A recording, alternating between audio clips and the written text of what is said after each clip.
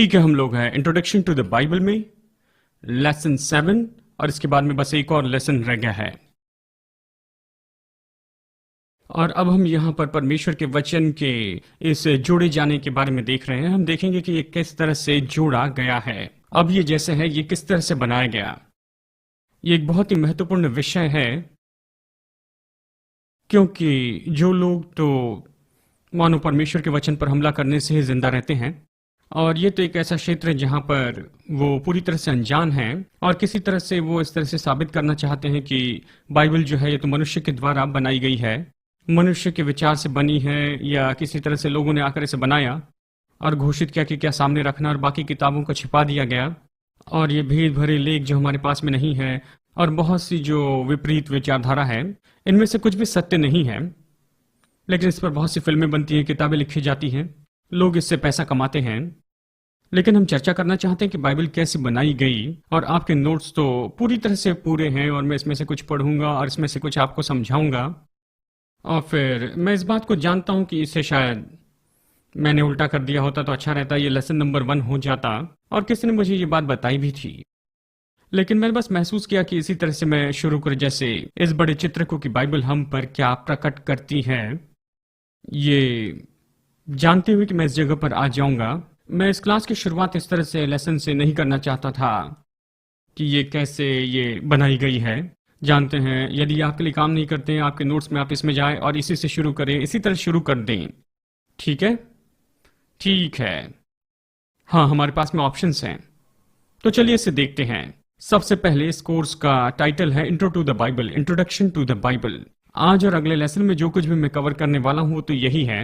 वो तो केवल बहुत ही दिलचस्प विषय में से बहुत ही मुख्य बातें हैं, और मैं आपको प्रोत्साहित करता हूं कि यदि कुछ भी बात इसमें से उभर कर दिखती है तो निश्चय आप इसके पीछे चलें, आप अपना अध्ययन जारी रखें। और कल शाम के समय मैं इस पर अध्ययन कर रहा था, नए तरीके से पढ़ रहा था, फ्रेश स्टडी, और बहुत सी जानकारी है। काश मेरे पास समय होता कि वो सब मैं इसमें जोड़ देता, और इसका कोई अंत ही नहीं है, और कुछ विषय के बारे में हमारे पास जो जानकारी उसका अंत नहीं है। और इसलिए मैं आपको प्रोत्साहित करता हूं कि अगर कुछ उभर के आता है तो आप गूगल पर जाए, मतलब ये आप इंटरनेट पर इसकी जानकारी ले, कुछ अच्छा कुछ बुरा, निश्चय आप इसके बारे में बहुत सी जानकारी पाएंगे। ठीक है, तो दूसरे पैराग्राफ से शुरू करते हैं। हमने ये बात देखी कि बाइबल तो परमेश्वर की ओर से प्रकाशन है मनुष्य के बारे में कि वो खुद को प्रकट करे, और ये तो प्रेरणा जो है यीशु के पुनरुत्थान के द्वारा स्थापित की गई है। ये तो पहली बात है। मसीह के बारे में जो भविष्यवाणी है वो पूरी की गई। दूसरी बात, इजराइल और दूसरे ऐतिहासिक घटनाओं के बारे में जो भविष्यवाणी है उसका पूरा होना, और ये तीसरा है। और चौथा तो ये होगा कि जीवन बदल जाना, चमत्कार होना। और ये 4 क्षेत्र हमें यहाँ पर संतुष्टि और इसके बारे में सबूत देते हैं। ये सच्चाई के जो वचन हमें दिए गए हैं ये परमेश्वर का वचन है। बाइबल क्या है? बाइबल ये नाम है जो पापायरस की ओर से आता है, बिब्लोस, जिसे इस तरह से पढ़ा जाता है, जिसका प्राचीन काल में उपयोग किया गया कि हस्तलेख और किताबें बनाएं।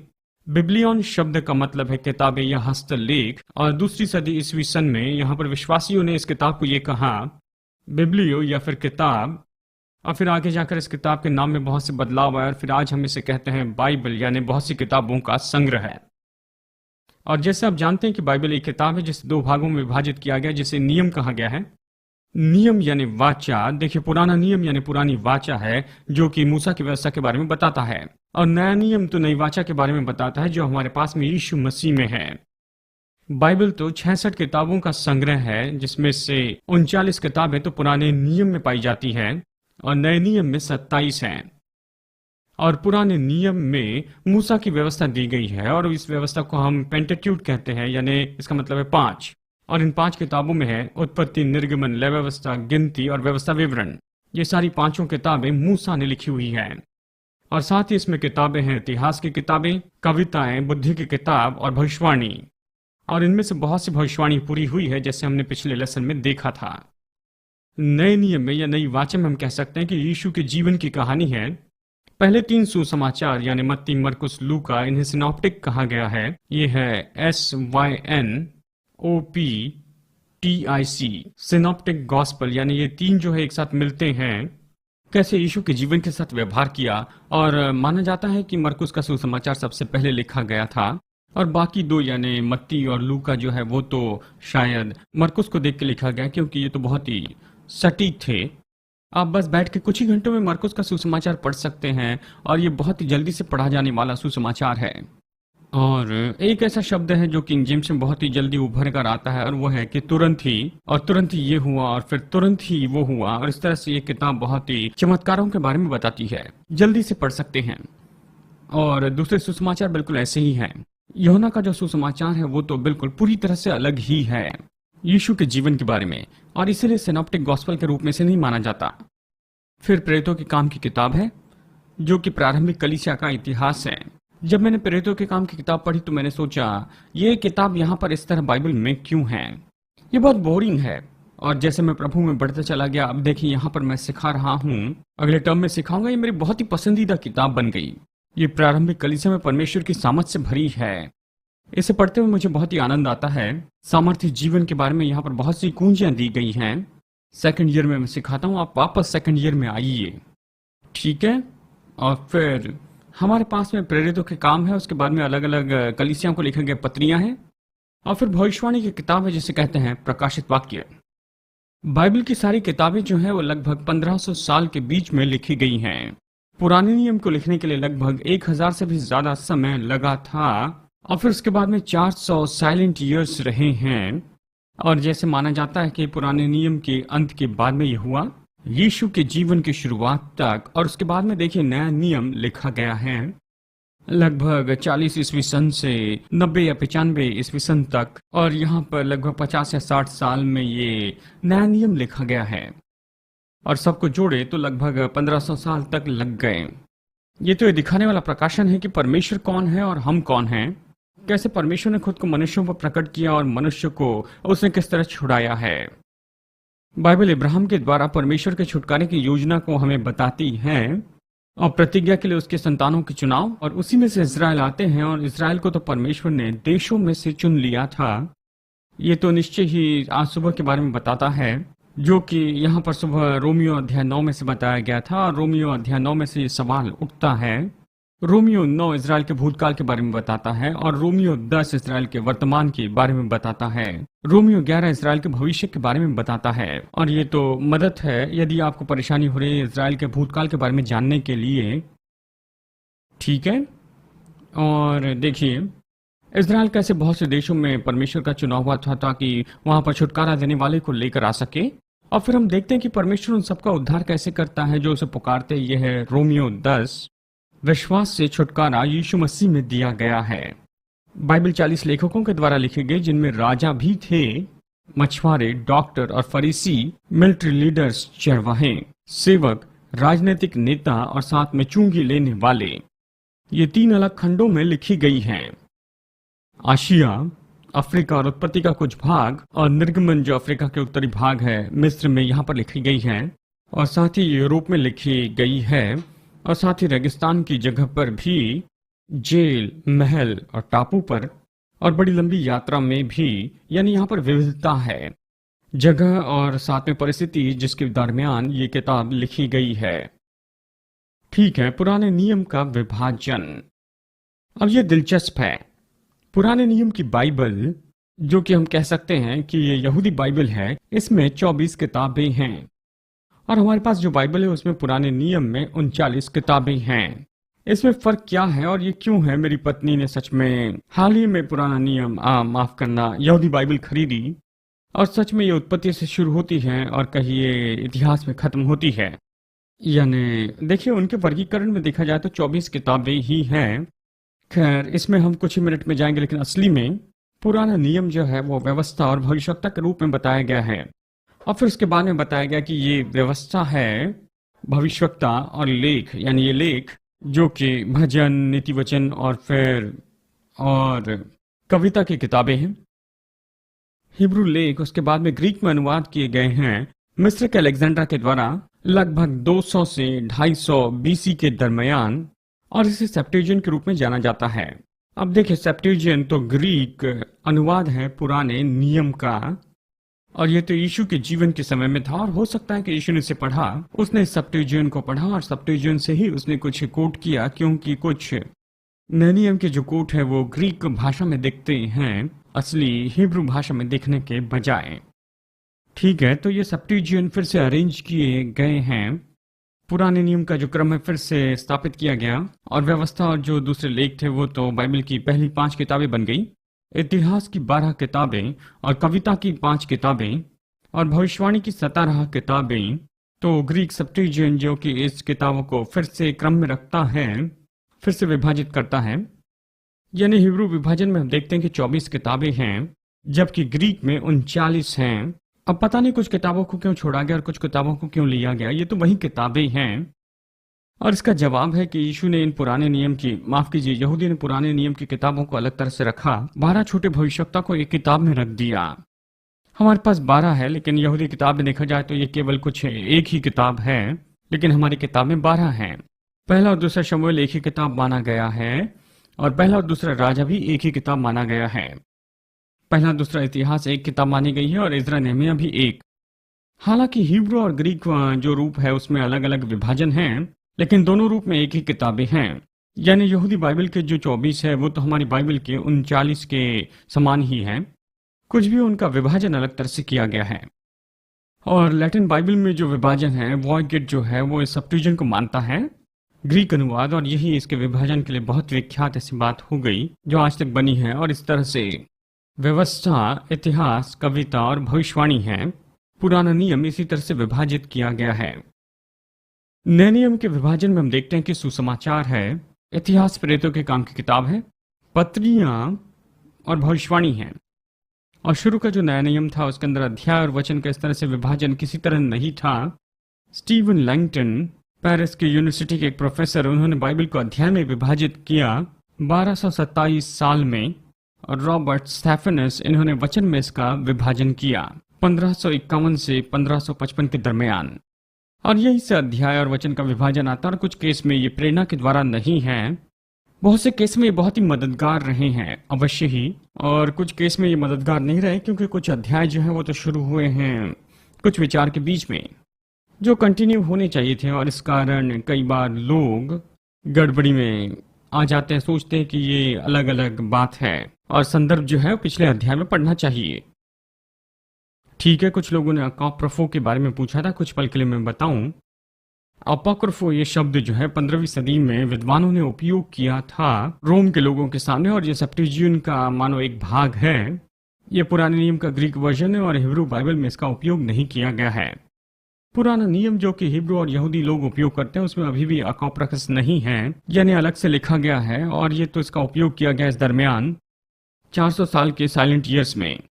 और जबकि ये लेख वहां पर अस्तित्व में थे और ग्रीक सब्स्टिट्यूशन वहां पर अस्तित्व में आए, और जब उन्होंने हिब्रू का ग्रीक में अनुवाद करना शुरू किया, उन्होंने इन लेख को उसके साथ में जोड़ लिया। इसलिए इस्राएल और यहूदियों ने उसे नहीं जोड़ा था, और देखा जाए तो उसके साथ में वो जाने गए इतिहास या दिलचस्प किताब के रूप में, लेकिन ये पुराने नियम की किताब के रूप में नहीं जाने गए। लेकिन ग्रीक सब्स्टिट्यूशन में इसका उपयोग किया गया है। यानी ऐसे बहुत से वचन हैं जो 4वीं सदी बीसी से लिखे गए हैं नए नियम के समय तक, और उसे अपोक्रिफो माना जाता है। मतलब पता नहीं शायद मैं ये शब्द कहूं या नहीं, ड्यूटरोकैनोनिकल, यानी इस तरह की बात। मतलब ये अतिरिक्त लेख है, लेकिन इसे प्रेरणा के द्वारा लिखा गया वचन ऐसे माना नहीं जाता है। और ऐसी कुछ किताबें हैं जिसे शायद आज आप कैथोलिक बाइबल में देख सकते हैं। अपोक्रिफो की किताबें जो है बाइबल में से निकाली गई, और कई शतकों में हम देखते हैं कि उन्हें दूर रखा गया है। प्रोटेस्टेंट चर्च ने अपोक्रिफो को दूर ही रखा है, रोमन कैथोलिक ऑर्थोडॉक्स ने सारे अपोक्रिफो को ले लिया है कुछ किताबों को छोड़कर, और उसे इस शब्द में कहा है ड्यूटरोकैनोनिकल बुक्स के रूप में। और इस संदर्भ में हम देखते हैं कि जो अपोक्रिफो है वो तो बाइबल की किताबों से बाहर ही जाना गया है, और इसे उसमें नहीं गिना गया है। और हालांकि ये ऑर्थोडॉक्स और कैथोलिक बाइबल में हम देख सकते हैं, और फिर भी इसे प्रेरणा के रूप में नहीं माना जाता है। हालांकि ये उसी समय के दौरान हुआ है, और ऐसा कुछ है जिसे हम यहाँ पर मान सकते हैं कि उसमें कुछ अलग ही था। दिलचस्प बात यह है कि यीशु ने या फिर नए नियम के किसी भी लेखक ने इस तरह से अपोक्रिफो के बारे में कुछ भी नहीं लिखा है। हालांकि वो बहुत उदारता से पुराने नियम से कोट करते हैं, लेकिन इसमें से नहीं, अपोक्रिफो के किसी भी किताब से। और फिर मेरे पास बाइबल के डेट्स के बारे में ये जानकारी है, और निश्चय आपको इसके बारे में याद कर लेना चाहिए। मजाक कर रहा हूँ। ठीक है। ठीक है, लेटर एफ में चलते हैं, बाइबल की भाषा के बारे में। बाइबल असली में 3 भाषाओं में लिखी गई है, हिब्रू, अरामिक और ग्रीक में।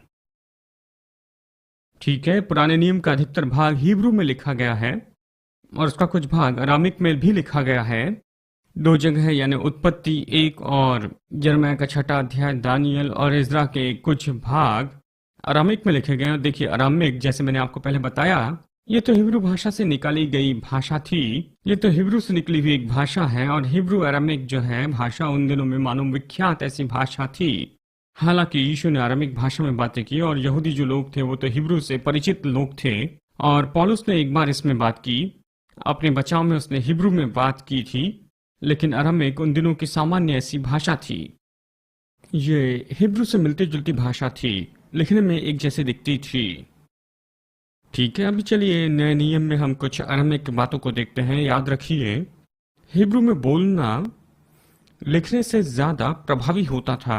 हम इसे देखेंगे और हम ये भी देखेंगे कि पुराने नियम में परमेश्वर ने 10 आज्ञाओं को लिखकर दिया था। याद कर लेना ज्यादा प्रभावी होता था क्योंकि उन दिनों में कोई प्रिंटिंग प्रेस नहीं होती थी, यही तो बात थी। कोई लेख किसी लोकल बुक स्टोर में नहीं मिलता था, इस तरह की बात थी। यानी सब कुछ याद कर लिया जाता था और इसी तरह से दूसरों को दिया जाता था। अब शायद हम ये सोचे कि जो बातें याद करके दूसरों को बताएगी इस पर कैसे भरोसा रखें। इस तरह से आप सोचिए, उनके पास और कोई तरीका नहीं था। कोई इलेक्ट्रॉनिक मीडिया नहीं था, टीवी नहीं था और वीडियो गेम्स नहीं थे और किसी चीज़ ने उनका ध्यान नहीं भटकाया जैसे हमें एडीडी देते हैं।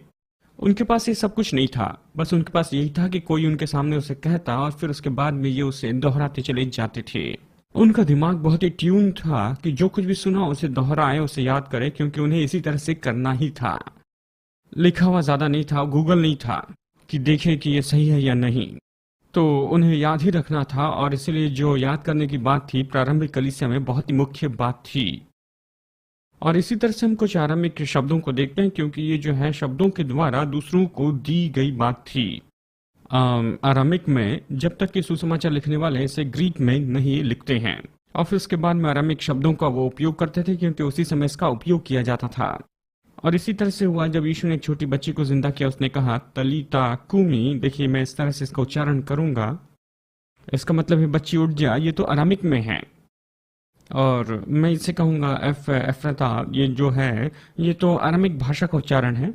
एला इला एला मासमाक्तिनी, ये आरामिक है।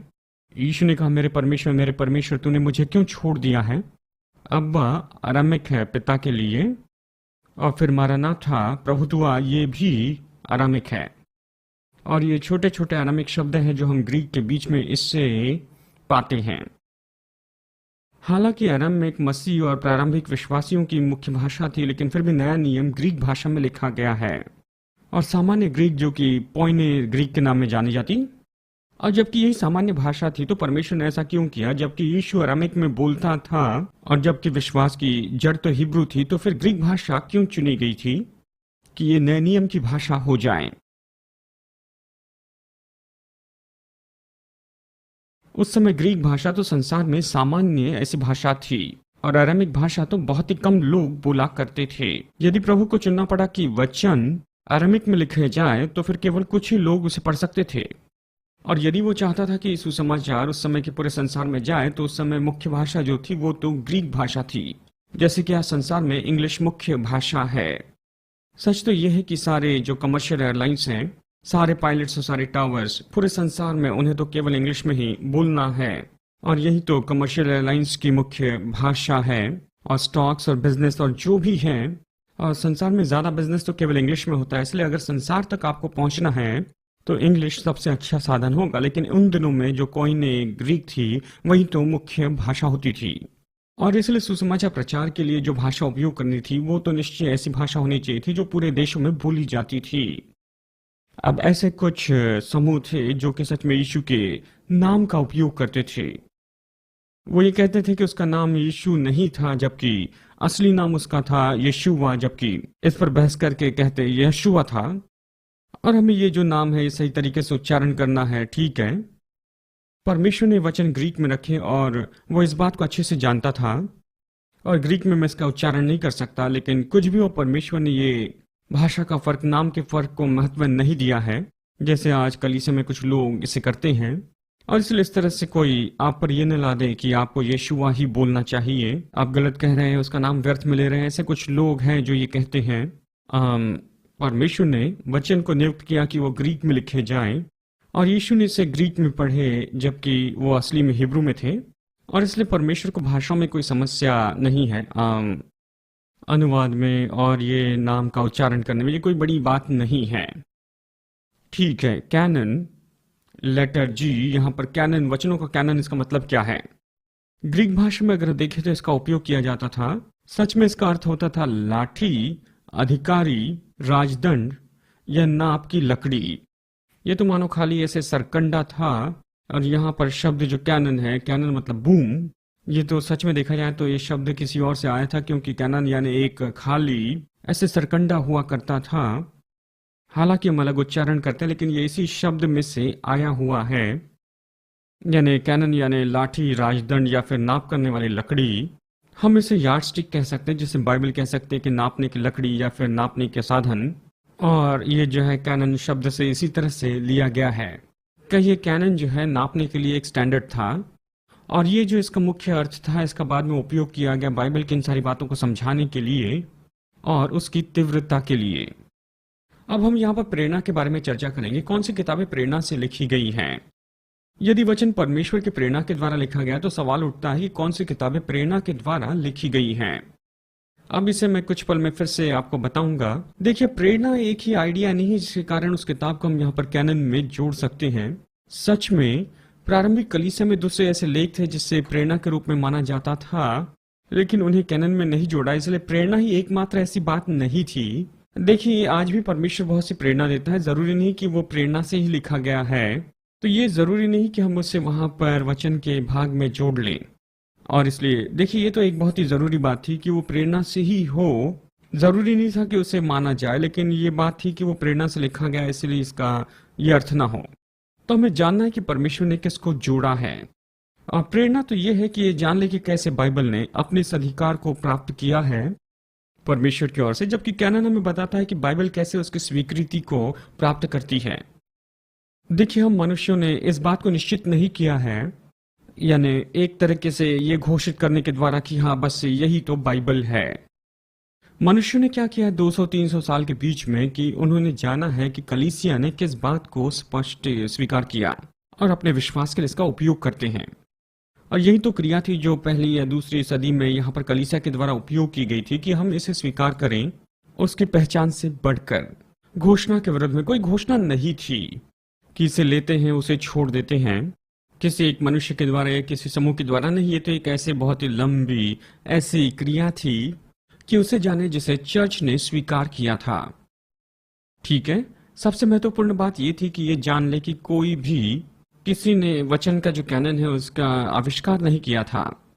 चर्च ने केवल उन्हीं लेखों को देखा जो कि परमेश्वर की प्रेरणा से लिखे गए थे। मेरे पास में एक अतिरिक्त पैराग्राफ है काउंसिल ऑफ नाइसिया 325 में, और इसी से डाउन ब्राउन ने इसे पाया। उस किताब के बारे में प्रेरणा डा विंची कोड ये बताता है कि उन्होंने मसीह और उसकी पहचान के बारे में क्या पाया है, इसके बारे में बताता है। और उस विचार में वहां पर वचन के कैनन के बारे में कुछ नहीं है और वचन की प्रेरणा के बारे में कुछ भी नहीं है। डैन ब्रायन की जो किताब है डा विंची कोड, उसके लिए कोई भी विचारधारा नहीं मिलते हैं कि ये बस इसी तरह से पाए गए हैं, और इस पर ना ही काउंसिल ऑफ नाइसिया में चर्चा की गई और ना ही इसके अंदर कोई विचार लाए गए हैं। और मैंने कहा इसे बहुत सी गड़बड़ियां हैं, जैसे मैंने कहा ये केवल पैसा कमाने के लिए, गड़बड़ी लाने के लिए उपयोग की गई। और निश्चय ही ये तो शैतान की युक्ति है, जैसे अदन की वाटिका में उसने किया, क्या परमेश्वर ने कहा, और यहीं पर सब कुछ शुरू हुआ और लोगों ने इस पर हमला करने का निर्णय लिया है। पुराने नियम का कैनन उसे इसराइल ने स्वीकार किया और उसे कई साल तक उसने माना, यीशु के जन्म के पहले से ही। दूसरे शब्दों में ये तो बहुत ही परिचित बात थी। और देखिए, इसराइल ने तो निश्चित कर लिया था अपना कैनन, उन्होंने निश्चित कर लिया था कि ये उनके पवित्र वचन हैं, और उसके साथ में कुछ भी जोड़ा नहीं गया, चाहे वो अपॉक्रिफो लेख क्यों ना हो। 400 साइलेंट ईयर में भी यहूदियों ने उसे नहीं जोड़ा अपने इस कैनन में। और ये तो बहुत ही करीबी ऐसे मामला था यीशु के जीवन के समय में और उसके सेवकाई के समय में। और ये बात जानना तो बहुत ही दिलचस्प है क्योंकि यीशु के पास में भी असली हस्तलेख नहीं थे, लेकिन इसके बावजूद भी उसने पुराने नियम को बड़े अधिकार के साथ में कहा। हमने इसके बारे में बात की, और चाहे उसने ग्रीक हो या हिब्रू हो, जो भी भाषा में पढ़ा, अधिकार से उसे कहा। हमने इस मुद्दे को अच्छे से देखा, इसलिए उसे कोई समस्या नहीं थी कि उसके पास में कॉपियों की कॉपी थी, असली हस्तलेख नहीं थे। यीशु ने पुराने नियम के 24 किताबों में से कोट किया था। नए नियम में पुराने नियम के 34 किताबों में से कोट हम देखते हैं। 5 किताबों के बारे में कभी कोट नहीं किया गया, एज्रा, नेहमिया, एस्तेर, सबोपदेशों का श्रेष्ठ गीत। पर याद रखिए, शुरू के ही विभाजन में व्यवस्था, भविष्यवक्ता और लेख, ये सब किताबें फिट होती हैं, ये सब वहां थी। यानी यीशु यहाँ पर लेख से कोट करता है, वो भजन से कोट करता है। हालांकि इन लेखों का पहले से विभाजन करके पूरी तरह से यहूदी वचन लिखे गए थे, और ये जो लेख थे जिसमें से उसने वहां पर कोट नहीं किया, जैसे कि सबोपदेशक, वो भी उस लेख का भाग था। और इस देखिए, उदाहरण के रूप में उसने भजन से कोट किया, और यही तो उस लेख का पूरा उद्देश्य था। जैसे कि उसने कोट किया सभी भविष्यवक्ताओं से, उनको एक ग्रुप में रखा गया था। हालांकि अलग अलग किताबें नहीं बताई गई हैं, और उन्हें पूरी तरह से एक ही ग्रुप में रखा गया है। ठीक है, पुराने नियम की जो किताबें वो कैसी जानी जाती हैं, और मेरे पास में कुछ एक्स्ट्रा मटेरियल है यहाँ। पुराना नियम तो कैनोनाइजेशन के 5 समय में से होकर गया है। एजरा, जो कि एक याजक था और शास्त्री था, वो फाइनल कलेक्शन और अरेंजमेंट के लिए जिम्मेदार था। हिब्रू बाइबल के लिए, जिसे हम पुराना नियम कहते हैं, ये लगभग 450 बीसी के दरमियान हुआ। और फिर रोमियो में 3, 1 और 2 में, खैर इसे पढ़ते हैं, मेरे पास लिखा हुआ ऐसे पढ़ते हैं। तो फिर यहूदियों को क्या लाभ, या फिर खतने का क्या लाभ। और ये तो खास करके मुख्य बात नहीं, लेकिन उनके लिए ये आज्ञा थी, परमेश्वर के शब्द थे। यहूदियों को ही पुराने नियम के कैनन सौंप दिए गए थे। ये परमेश्वर की आज्ञाएं थी जो लिखित रूप में दी गई थी, और उनका काम ये था कि उसे बचा कर रखे जो वहां पर लिखा गया था। और वो इस तरह से करते थे, वो चर्म पत्र पर इसे लिख कर रखते थे और कॉपी करते, एक एक शब्द, एक एक लाइन से लाइन, एक एक बिंदु और पूर्ण विराम, ये सारे हिब्रू लेख लिखे, कॉपी किए। कुछ लोगों का सवाल है कि हमारे पास ये सारी कॉपियां क्यों नहीं हैं, क्योंकि इतना ज्यादा आदर किया गया था इस लेख का और इस हस्तलेख का। एक बार अगर ये दिखाने लगे कि कोई भी उम्र या जो भी, उन्हें नाश कर दिया जाता था, उसको रिकॉपी करके पहले को है नाश कर दिया जाता। वो नहीं चाहते थे कि कोई भी वचन ऐसे पढ़ने लायक ना हो, और इसी तरह से ये जो कॉपी थी वो नाश कर दी गई, और ये जो नई कॉपी है इस तरह से बनाते चले गए। इसलिए जो कुछ भी कोई पढ़ता तो बिल्कुल तरोताजा होता, बिल्कुल नया होता। और अगर शास्त्री वहां पर लिखते हुए कोई गलती करता तो लेख को बाजू में रखकर फिर से नया शुरू करती। यानी ये तो निरंतर ऐसी क्रिया थी जिसमें से ये लोग होकर जा रहे थे, ये वचन को तैयार कर रहे थे और निश्चित कर रहे थे कि कोई भी पुराना ऐसा हस्तलेख बाकी न रहे। ठीक है, चलिए देखते हैं। और एक लेख जो डेड सी में पाया गया, जो कि बहुत ही महत्वपूर्ण है, मैं सोचता हूँ डेड सी स्क्रोल 1986 से 1952 तक निकाले गए, और उसमें एक हस्तलेख था यशायाह की किताब का, और लगभग 90 या 95% जो है यशायाह की किताब उस हस्तलेख पर पाई गई। और वो तो उन हस्तलेख की जो कॉपीज है उसके सैकड़ों साल के पहले के बारे में बताती हैं।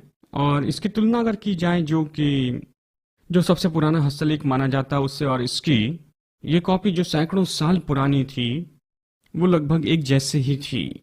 उसमें कोई भी फर्क नहीं था, कोई भी बड़ा फर्क नहीं था। दूसरे शब्दों में हमारे पास में आज जो है ये 99.99% बिल्कुल वही है जो उनके पास है जब ये लिखी गई थी, और इसे बार बार प्रेजेंट की गई।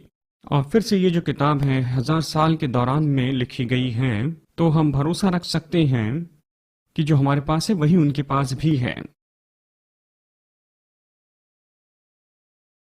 ठीक है, चलिए वापस चलते हैं। पुराने नियम की किताबें कैसी बनाई गई।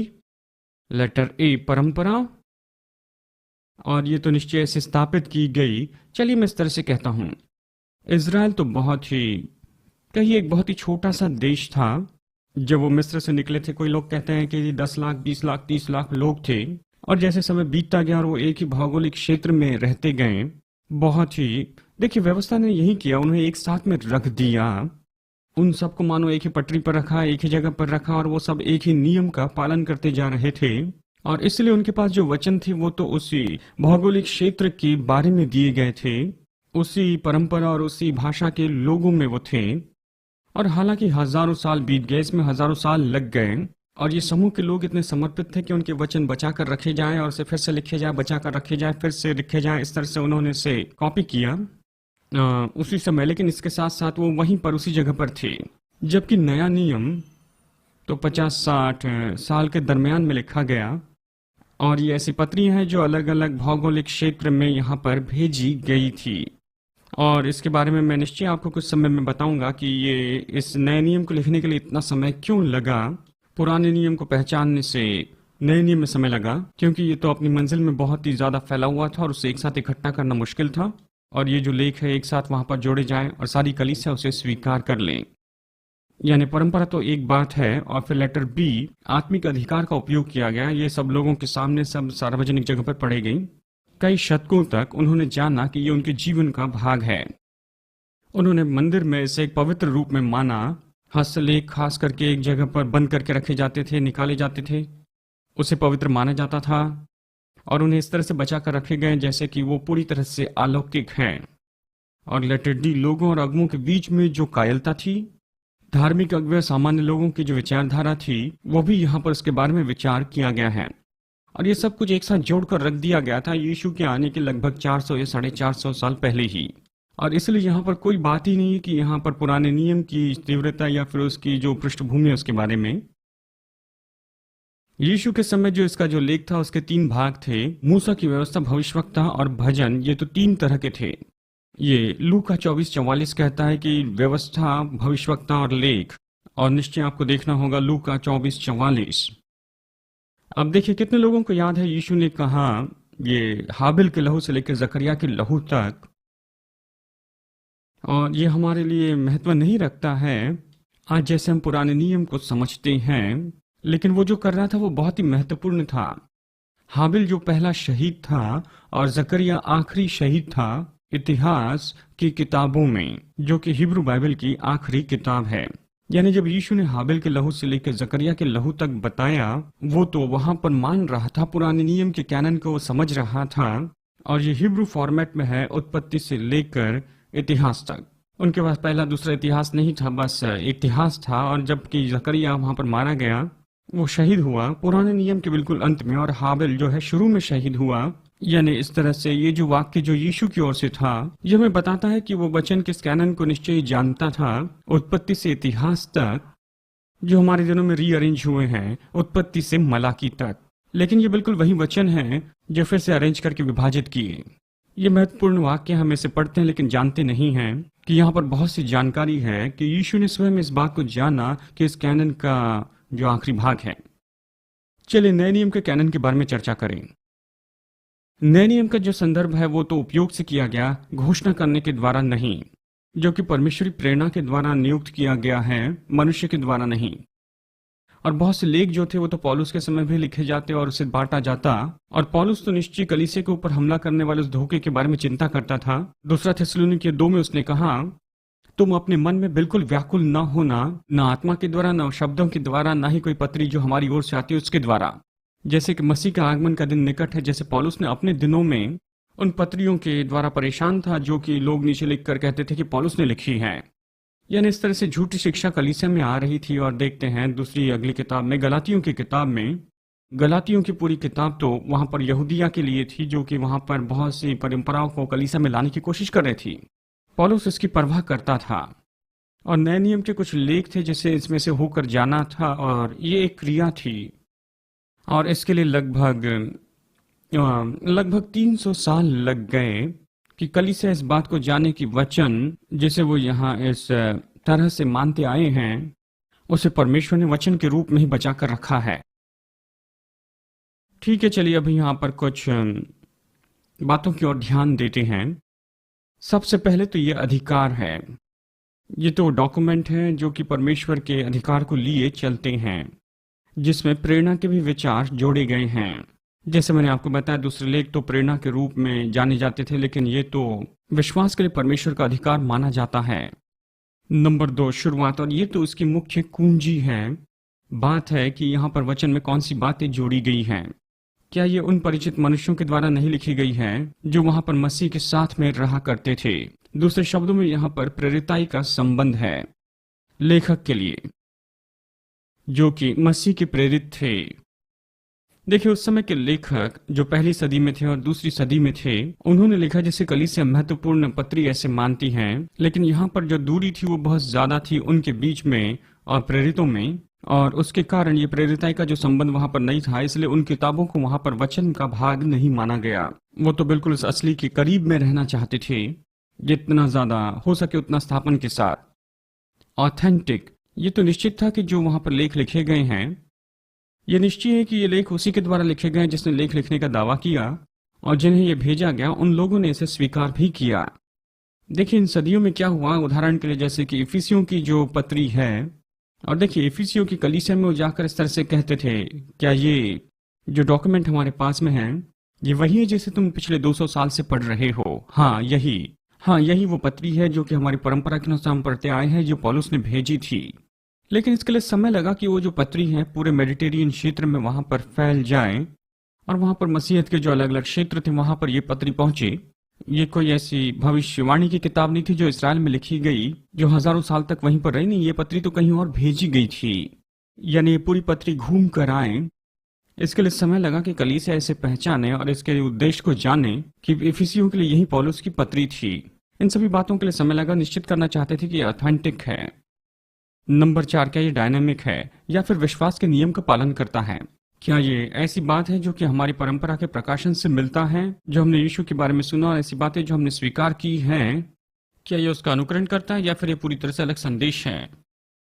क्या ये जीवन बदलता है? फिर नंबर 5, और ये तो बहुत ही इसकी शुरुआत की बात आती है, क्या चर्च ने इसे स्वीकार किया?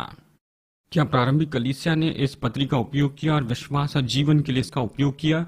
और फिर ये अलग अलग समूह जो आए यहाँ पर इतनी सदियों में, वो वहां पर एक तरह से विवाद करने के लिए या फिर ये निश्चित करने के लिए नहीं आए कि हाँ ये बाइबल है ये और ये बाइबल नहीं है।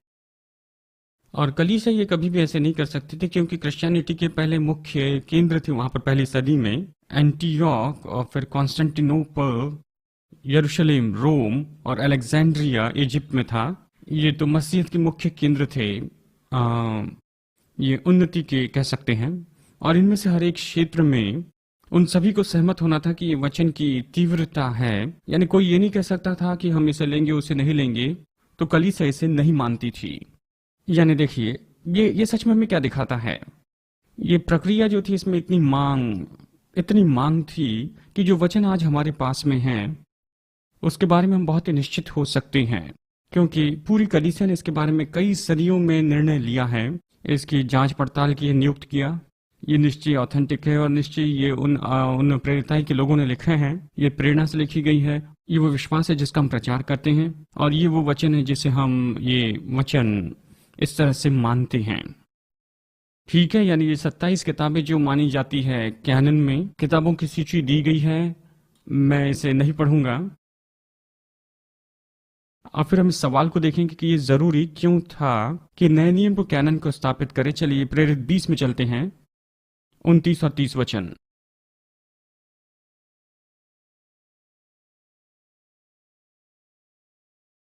प्रेरित 20, पौलुस का एफेसुस में फेयरवेल था, और वो कहता है कि मेरे यहाँ से जाने के बाद मैं इस बात को जानता हूँ, प्रेरित 20:29, मेरे जाने के बाद मैं जानता हूँ कि तुम्हारे बीच में जो भेड़िए हैं वो भेड़ों को नहीं छोड़ेंगे। और वो तो खुद अपने आप से यहाँ पर गलत बातें बोलते चले जाएंगे कि वो चेलों को अपने पीछे खींच कर लेकर जाएं। पौलुस जानता था कि उसके नगर से निकलने के बाद ये सब होगा। वो जानता था कि जो झूठी शिक्षा है पहले से उसकी पत्रियां वहां पर खोली गई थी। दूसरा पत्रस 1:1 देखें।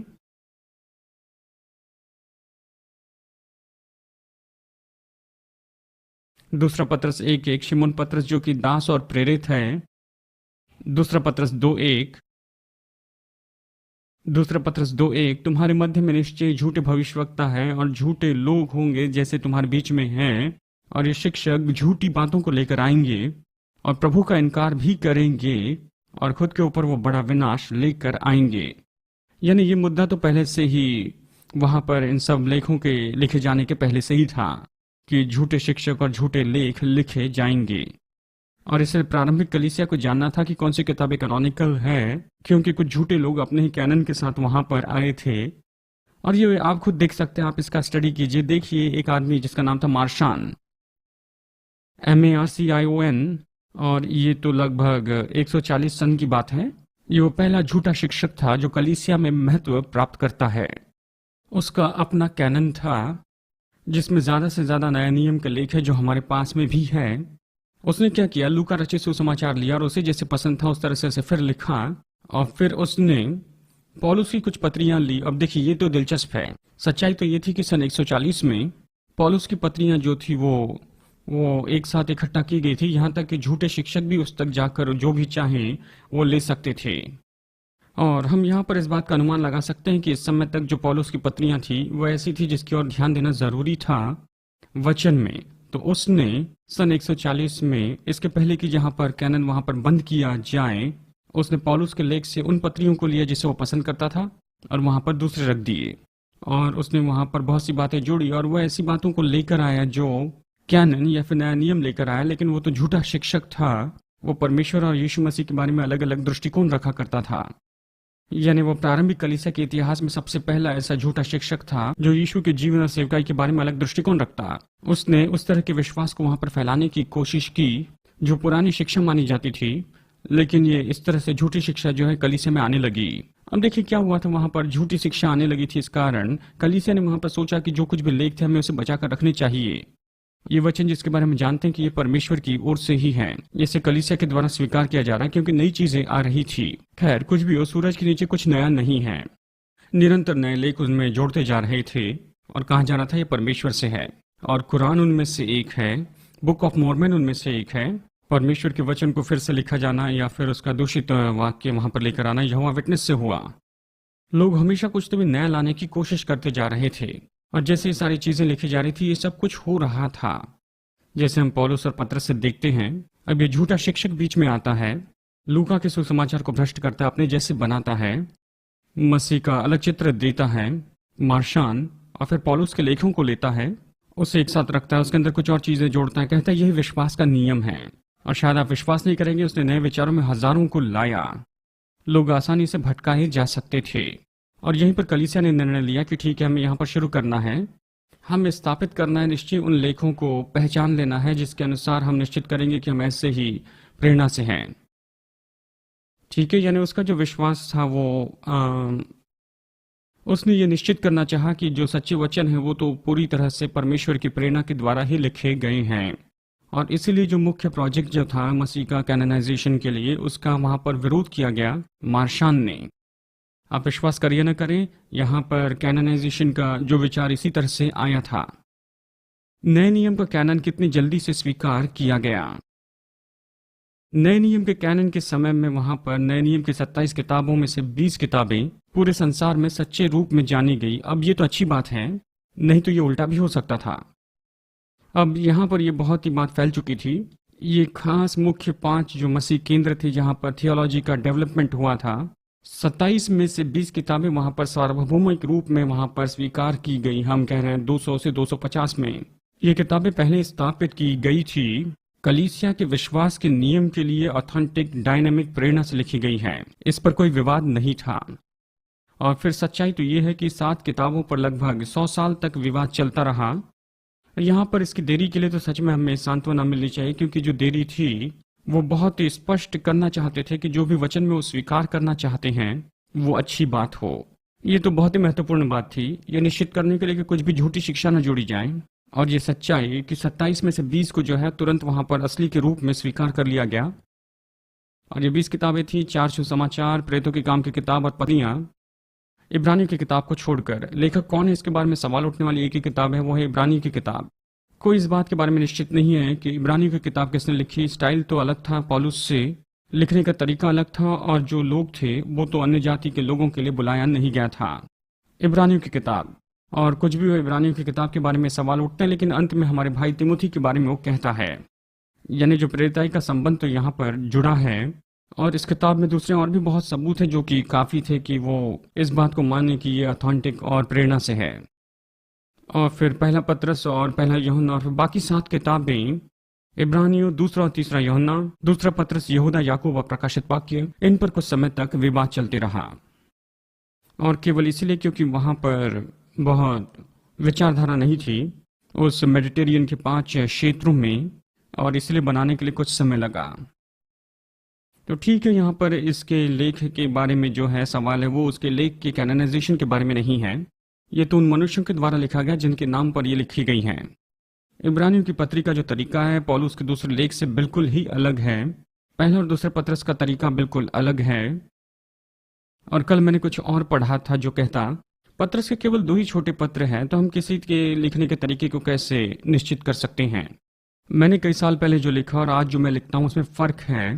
वो दोनों का जो तरीका है बिल्कुल अलग है। कई बार ये जो मुद्दे हैं ये सच में बड़े मुद्दे नहीं होते हैं।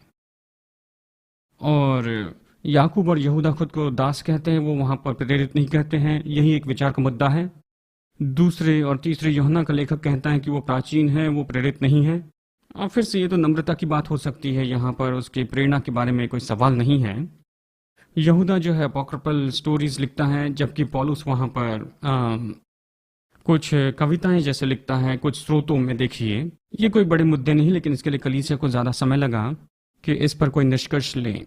ये ऐसी किताब है जो कि कलीसिया ने पूरी तरह से स्वीकार की। कई साल तक इसके लिए विवाद किया गया, लेकिन जैसे साल बीतते गए उन्होंने असली के रूप में स्वीकार किया। और ये जो देरी है इस बात को बताती है कि वो बहुत ही सटीकता से इसमें से गए।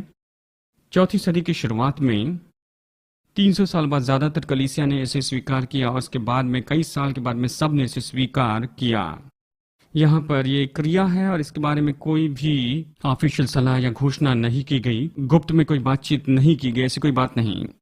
अगली क्लास में हम हस्तलेख के सबूत के बारे में देखेंगे कितने हद तक जाते हैं, और जो हमारे पास वचन है उसके बारे में बहुत ही दिलचस्प से सबूत है, कैसे हम उस पर भरोसा रखते हैं कि यही तो असली वचन है। ठीक है, कुछ मिनट बाकी हैं। कोई सवाल पूछना चाहेंगे? ठीक है, आप पूछिए। मेरा सवाल यही है कि लोग जो है डिनोमिनेशन में किस तरह से विभाजित हुए, ये किस समय से शुरू हुआ, मैं जानना चाहता हूँ। लोगों ने डिनोमिनेशन कब शुरू किया? शुरू से ही जानते हैं, शुरू से ही। और नई कलीसिया में ये कब से शुरू हुआ? मेरे ख्याल से हो सकता है कि पहले सदी में ही शुरू हुआ। जैसे कि मैंने कहा कि मसीहत की उन्नति के लिए 5 मुख्य केंद्र थे, 5 अलग शहर, और फिर अलग अलग तरह की थियोलॉजी जो है वहां पर उन केंद्रों में बढ़ने लगी, और उसी के कारण आगे जाकर ऑर्थोडॉक्स आए, ऑर्थोडॉक्स चर्च, उसके अलग अलग विभाजन, और फिर उसके बाद में इन सेंटर पर इस्लाम और मुस्लिम लोग राज्य करने लगे। वो पूरी तरह से गायब हो गए। उसके बाद में रोम जो है वो अंत में उभर कर आया। यह मसीह उन्नति के लिए एक ही केंद्र बाकी रह गया। और फिर वहाँ से 4वीं सदी में जो कैथलिक्स आए या चर्च जिसे अगर हम कह सकते हैं, ये वहाँ पर उस तरह से बढ़ने लगे। यानी ऑर्थोडॉक्स जो कि एक दिशा में चले जा रहे थे, और फिर कैथलिक जो कि लगभग 1500 की सदी में लूथर वहाँ पर आए, उन्होंने प्रोटेस्टेंट रिफॉर्मेशन शुरू किया। डिनोमिनेशन तब होते हैं जब लोग आत्मा की अगुवाई में नहीं चलते हैं और वो अपने शारीरिक कारण के पीछे चलने लगते हैं, और इस तरह बहुत से बस इसी तरह से आते हैं। जी, प्रेरित कौन होता है? प्रेरित वो है जो भेजा गया है, जिसे परमेश्वर ने भेजा, और हमारे आधुनिक सोच में ऐसा है जो कि वहाँ पर बुनियाद रखता है, कलीसिया की बुनियाद रखता है, और फिर जो भी वहाँ पर नियुक्त अगुवों को वो रखता है, और अलग अलग वरदान में सेवकाई करता है। और सामान्य रूप में उसकी जो सेवकाई है एक्स्ट्रा लोकल हो सकती है, यानी एक सभा से भी ज़्यादा लोगों में होता। और फिर क्या ज़रूरी है कि वो यीशु को जाने या फिर यीशु को न जाने? उन्हें यीशु को जाना ज़रूरी नहीं। क्या आप आधुनिक प्रेरितों के बारे में कह रहे हैं? ठीक है, यानी ज़रूरी नहीं कि प्रेरित जो है वो यीशु को शरीर रूप में देखने वाले ही हो। पहले असली 12 थे जिसमें से एक चला गया, उसकी जगह कोई आया। और अगर आप इस तरह से ध्यान से नए नियम में देखें तो मैं 20 प्रेरितों के बारे में बता सकता हूँ कि नए नियम में 20 प्रेरित थे। कई बार दूत शब्द का उपयोग आया है जो कि बस यही शब्द है प्रेरितों में, और बहुत से ऐसे प्रेरित हैं जो कि 12 लोगों से ज़्यादा ही थे। ठीक है, हाँ आप पूछिए। मसीहत की उन्नति के लिए आपने कौन से क्षेत्र बताए थे? कॉन्स्टेंटिनोपल और अलेक्जेंड्रिया। ठीक है जी, जोर से, जल्दी से। क्या यीशु के भाई के रूप में याकूब और यहूदा को स्वीकार किया गया है? कौन? याकूब और यहूदा? जी हाँ, स्वीकार किया गया। याकूब को, लेकिन यहूदा के बारे में पता नहीं। क्या इसके बारे में लिखा गया है? हाँ, याकूब ने खुद घोषित किया है कि वो मसीह का भाई है, प्रभु का भाई है, जो भी कहें। 2 या 3 याकूब थे, लेकिन उसमें से एक पहला शहीद हुआ और ये एक याकूब था। और प्रेरित 13 में हम देखते हैं कि पहले काउंसिल में वहां पर जो यीशु का भाई था याकूब। ठीक है।